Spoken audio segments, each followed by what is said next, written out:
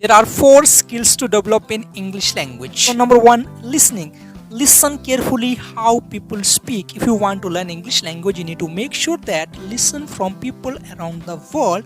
How are people speaking? After that, try to use pronunciation while listening to them, and then try to make some of the sentences which can help you to speak English language fluently. Number two is called speaking. After listening, we need to make sure that we keep on practicing. Speaking is one of the important skills to improve our English language. Number three, reading. Reading definitely helps you to improve your English language. So make sure that whenever you read, you learn a lot of new words. So you come across in your reading the words which you are not aware of. That helps you to develop your word power. Finally, number four, writing skill. It is very important. Once we become a good writer, we have the mastery in that language. Basic components of English language. Number one, word power. Number two, pronunciation. Number three, grammar structure.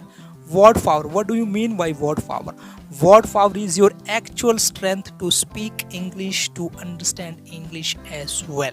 Number two, pronunciation. After learning new words, we need to make sure that how do we pronounce them very correctly, because pronunciation is very important. If we don't have the correct pronunciation, chances are it can lead us into miscommunication. So we need to make sure that we have correct pronunciation of each English words when we try to speak them in our spoken English. Number three, grammar structure. To speak English language, we must know the structures of grammar, how the sentences are used, what is the way to speak, because grammar structure is the formation of grammar sentences. Methods of learning English language. Number one, grammar translation method. Second one, direct structural method.